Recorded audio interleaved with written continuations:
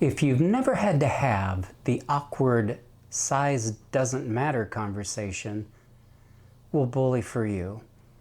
This video is about size does matter. Stick with me. Hey guys, it's Dave, back with you for a short one. I was at a friend's house last week and I picked out a few really special Hoya, and I was trying to find a way to justify just doing a show and tell with you, and I thought, well, I'll kind of run through how I picked them out. I know I've touched on it a little bit in other videos, but let me show you first one of the really cool ones. This is Hoya Svetlana, and it is a cross between Hoya Deki and Finlassoni. A really good looking plant. It has these really interesting pointed leaves that do a little downturn. Beautiful veining, of course. Nice plant. I have mentioned several times, but this is what this video is about, that I like to buy small plants. I have had excellent success buying a small plant, growing it up in my conditions from the very beginning, or very nearly the beginning of the plant's life, as is this one. The other thing I want to do is take a look at, is there more than one growth point on the plant? I will always go for 2 growth points over one, or one that has a nice vine like this one does, with internodal spacing that's not crazy far apart. So we're looking at, potentially 1 plant, 2, 3, 4, 5, 6 plants, and an active growth tip off of this 1 plant. And you may not have that option if you're buying it from Etsy. My guess is in a lot of cases this would be cut down here, especially if it's a plant that grows slowly.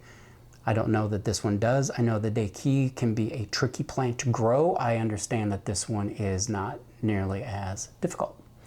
But I am going to put this in a basalt pot, maybe? No, probably a plastic pot.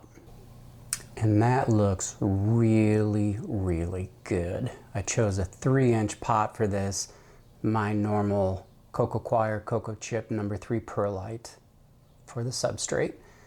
And then I will fertilize it with my normal Michigan State University fertilizer.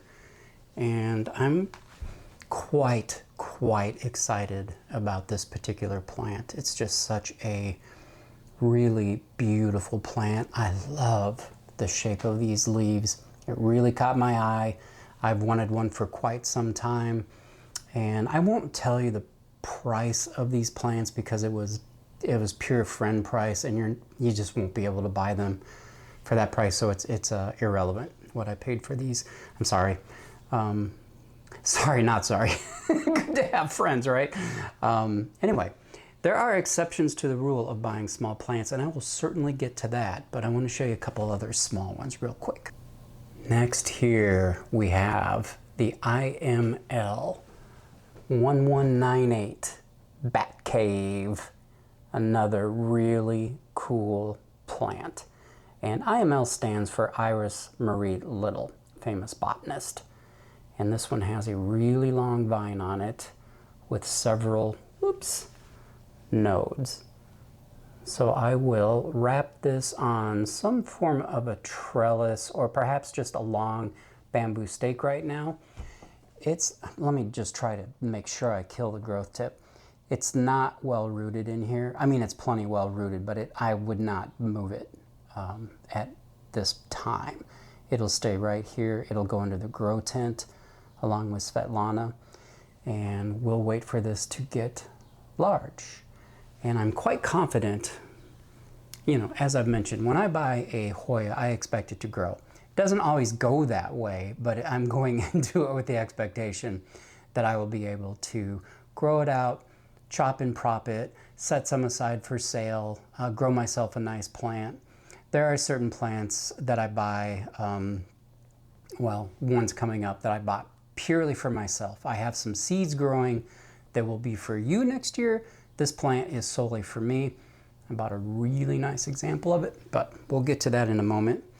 This I will just get on whatever I'm going to trellis it on. You'll know in about right now. And there is our bat cave, the finished product. Yes, I broke the growth tip as I was doing this. It happens, you know, it's unfortunate. I took the little shot glass that it was in, put it in a 3-inch container, little base of stratum, and then I filled it around just to prevent it from falling over as easily anyway in the grow tent. Undoubtedly, some vine will wrap around this bamboo, Rebecca most likely, and pull the whole thing down. I hope not. I'll try to be very careful with it because this is indeed a very special Hoya. The day will come when I will be able to share a cutting of this with you. I'm not alone in believing that buying a very small plant and then growing it up in your home environment or your growing environment is a good way to grow a healthy plant long term. I've had very poor luck buying large Hoya. They tend to decline very rapidly under my care. I don't know why. There is not a single exception in this house of any of the Hoya you may have seen in my other videos that didn't start out as a small plant, with the exception of my latifolia, which started out as a big plant, was reduced down to a very small plant, and is now growing back really well and looking quite beautiful. So beautiful, I keep that one bedside with Jennifer. You've seen this one in a very recent video. This is the species 22 Cow Yai, a really neat plant. Gets pretty large leaves. I had an opportunity to get another one of these, so I did it. I really think a lot of this plant. I don't think it's one there will be much demand for. I have found that there are so many Hoya that it takes, you know, a Miro or somebody to be talking about a Hoya to get it kind of popularized, if you want to call Hoya popular.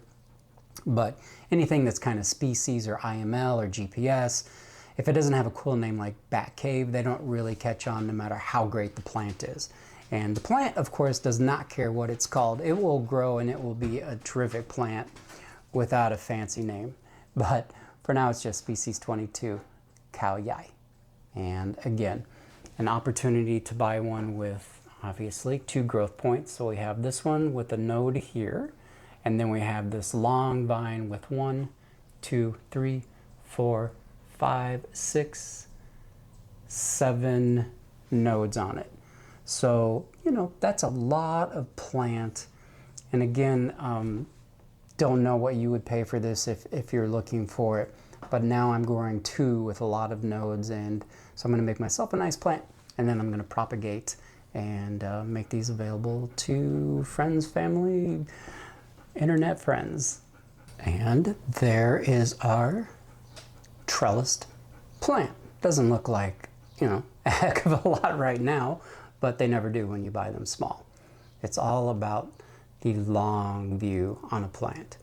Now let's talk about a couple of exceptions. This is a super silver black Croniana or slash Lacanosa. When are those two just going to be Lacanosa? I don't know. Really beautiful plant, kind of renowned for being a slow grower, and it has been for me. But when I bought this, I bought it as just a little slip of a thing last summer on a whim. It was so cheap. I think it was only this large. So maybe I call it a bit of a slow grower, but I grew out a vine like this longer. I chopped it up, I propped it, and then I have this going this year. So, you know, I guess that's slow. I think most people would want a full pot of this. If you can find one at a reasonable price, and you want this very plant or a similar plant, and you have success in growing them, get yourself a large pot. I have tried a couple of times the Croniana Lacanosa. I just REP'd my last one 2 days ago, and it felt so damn good. The super silver one, goodbye. Forever. I will never try again. In the case of this plant, it's just for me. I have no intention of ever selling a clipping of it or trading or anything else.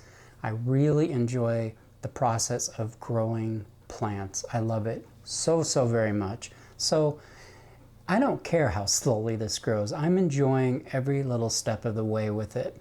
If it were growing slowly and it was sickly, that's a different story, but this is a very healthy plant doing well, and I'm just happy to see its progress. At the beginning of this video, I alluded to the fact that I'm growing out some seed that I have no intention of keeping any of them now. I am going to grow them up and sell them to you or some other people, because I was able to buy from my friend a really nice example of it, and it is the Hoya elephant. This is a plant I think it is worth spending a little bit more money for and getting some of these really beautiful mature leaves right from the start.